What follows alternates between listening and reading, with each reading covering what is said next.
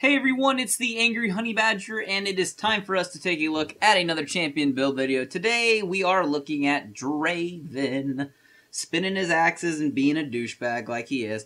Alright, so, there's Draven, we're in the bottom lane, I'm down here with Lux. We're going to talk about a few things today about Draven, his build, his items, his runes, his masteries, his fun stuff. We're going to keep it real.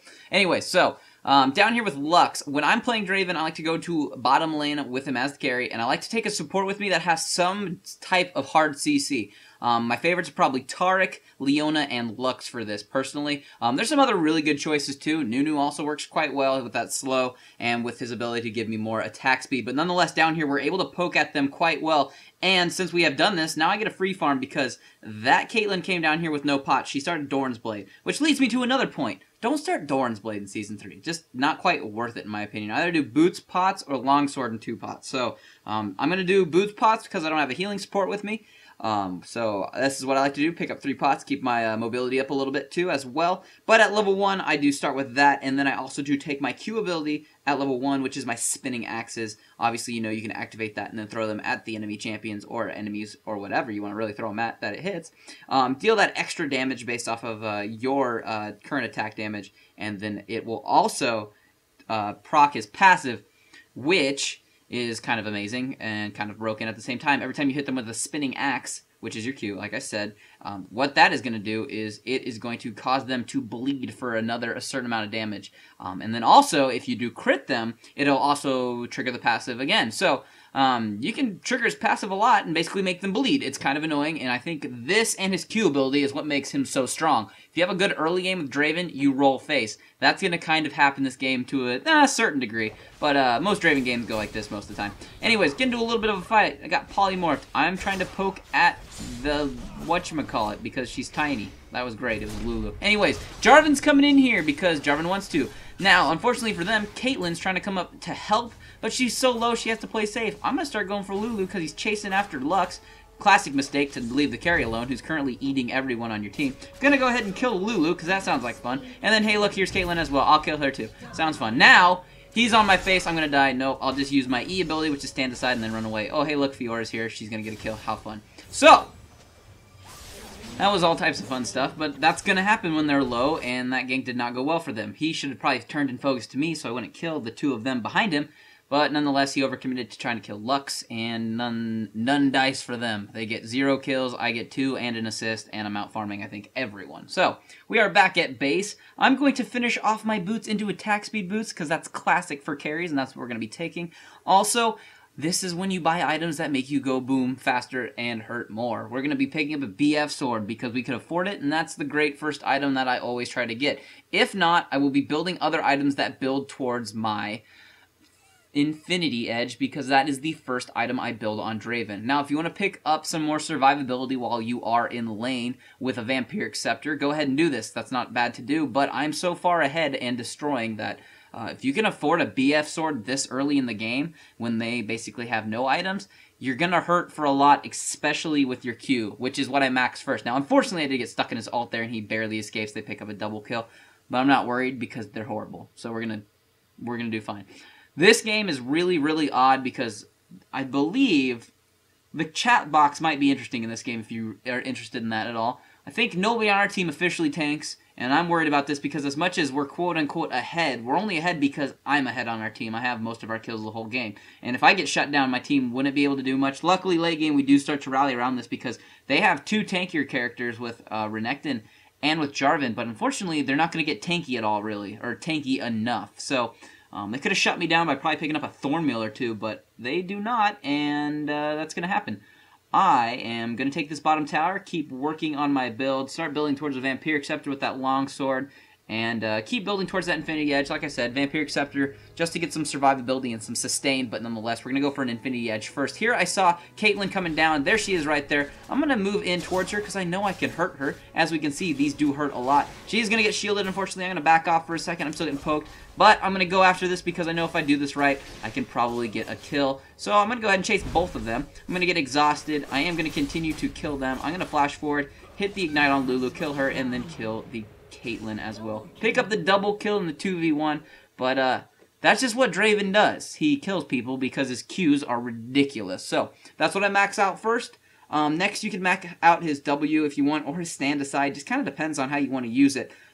His Blood Rush, which is his W, gives you attack speed for 3 seconds, or some bonus attack speed for 3 seconds, and some bonus move speed for 1.5 seconds. Just kind of a short burst. Not bad, pretty helpful if you want to get some extra speed. And then his E, which is his stand aside, is it knocks enemies aside, and then it slows them after that for a short duration. So if you want more slow on it at the end of that, and some damage, because it actually does okay damage, then you can get some more points in your stand aside, which is what I typically do because I'm lazy. I'm going to pick up a quick kill on the Lulu and kill Lux because that's what we do. As you can see, I do move around a little bit to kill people with by catching them with my spinning blades, but that will happen as well. A little bit of a fight there, though, nonetheless, and picked up 2 kills. So that's all happening, and we are continuing to build towards our Infinity Edge. As you can see, I have a pickaxe as well now, so that's all good and well. So now, after that little bit of a fight, going to be going back and picking that Infinity Edge, which is going to be plenty of attack damage, and my crits are going to really hurt, which means my Qs are going to hurt even more, and if they crit, it's just really unfortunate for them, such as this, like killing a Janna really quick and shutting her down. Unfortunately, I will die a few times this game. I know I died once, but their Renekton is basically going to do what you need to do to get rid of Dravens, though, if they are being as much of a pain as I am. What you need to do is you need to shut him down by getting to him quick and making him kind of get distracted from catching his spinning axes. If you can get him to do this, or if you can kind of disrupt him, it throws Dravens off most of the time, and it makes them retreat a little bit. In this game, when they do close the gap on me a few times, I will be flashing backwards to get away from him and trying to reset up to start doing all of my moves again, but just trying to get myself in a little bit of distance so I can then continue to do what you do with Draven. Now, I know that a lot of people are probably wondering, what do you do exactly when you're trying to catch all of his axes or his blades or whatever you want to call them? They are axes. But it kind of comes down to just a lot of practice overall. I'm not even the greatest with him because I don't play him all the time. I don't think he's that fun to play personally. I get great results with him, I just don't find him fun to play. But nonetheless, if you throw an axe, before it hits the target, if you choose the direction in which your champion is moving is when it will decide to either jump forwards, backwards, or stay kind of somewhere in the middle. What I usually do when I'm poking at champions in lane is I throw the axe at them and then start to run backwards. Therefore, it will, after it hits them, jump further far back, and then I don't have to worry about putting myself in a weird position to catch a blade. Also, remember, if you're going to try to catch one of your axes and you're in a weird position to try to go get it, don't catch it. You'll usually take way more damage than you need to trying to catch an axe that isn't in the correct area. So, just kind of remember that that's one thing that could happen. Don't try to catch axes that are going to put you into bad situations. Now here I am going to die because I'm going to get sniped and Renekton is just out for blood to get me. It was a smart move to run to me that way, that fast, so they kind of focused some damage there a little bit, and nonetheless I am going to die.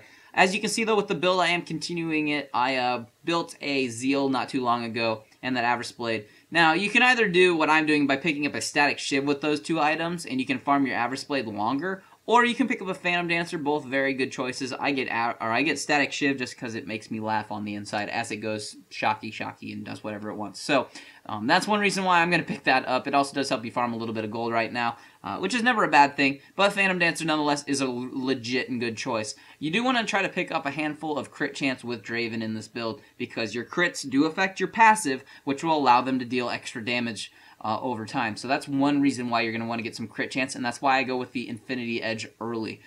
Just kind of the smart way to go. Your Qs, as you can see, are really going to hurt people. Like, I found Lulu. Here's a couple shots that are just going to tear her apart. So once you have that damage, you're pretty disgusting to do just about any 1v1 you want to, and that is why we be building this way. As for my masteries page, it's pretty standard 80 carry stuff. It's 2190 or 2280, just kind of depending on how you work out that tree a little bit. It kind of comes down to personal choice. And I know a couple videos ago, I've had a couple questions. People are wondering, I hadn't done an 80 carry build in a while, I don't think. Besides Misfortune not that long ago. If I was comfortable playing 80 carries, typically when I'm playing on our 5v5 rank team, which is very rarely when we play, but when I'm playing with my friends and we need something in the clutch, I will usually Steel Dragon like that.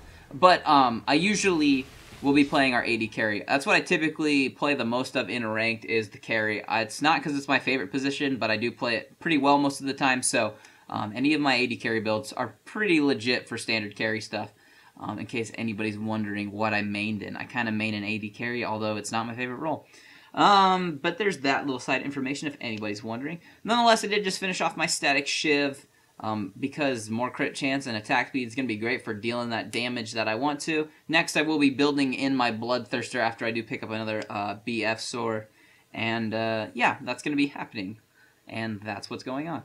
So, we are fighting, we are farming pretty good so far. I got, I think, 9 kills right now, not too bad. Picked up another BF sword, we got the damage up in the 200 and somethings right now, 240 something. So, our crits are really going to start hurting quite a bit. We're going to have that Statikk Shiv that will affect damage on multiple people, especially if they're standing around. And yeah, we're just going to keep trying to kill people, because that's the thing to do. Alright, so, as for the rune page, though, that I like to take when I am playing Draven, I am usually going with attack damage marks, armor seals, magic resist per level glyphs, and attack damage quintessences. The early damage with this is all going to be very helpful, especially with your Q at level 1. If you get into a 1v1 fight with a decent support, you can pretty much win all of them every time with your Q ability, as long as you can catch a couple of your axes. You hurt people quite a lot. And we'll see more of that too in this video coming up. His Q, the amount of damage you get extra on it, I would not be surprised if it gets nerfed in the future. The only reason I don't think he's ever been really nerfed with that is because he kind of is a high skill champ in the aspect of you do need to keep catching your spinny axes to kind of keep that damage up. But nonetheless, his kit hurts anyways, because if you crit your passive procs and you're going to deal an extra 60 to 120 damage in the late game from them bleeding off of it. So that's some just good extra damage over time to deal. So it's Draven's just a really interesting carry. Like I said, he takes some time to learn and how to catch his blades. You can use your stand aside if you want to kind of knock them out of the way to just run away, which is great for what it's for. Also, it's great to initiate with, or just use if you need it in weird situations. Here, what's going to happen is we're getting a little bit of a fight. Jarvan's coming in for me. They know I'm the one to focus. I have just about all of our team's kills. I'm going to jump back, flash away. I'm going to throw my ult in then to kind of help. I'm going to pick up a quick double kill and then run up here. And while Janna starts to ult, I'm just going to kill her because I'm going to crit straight through it. So I'm going to pick up the triple kill while trying to get focused by them.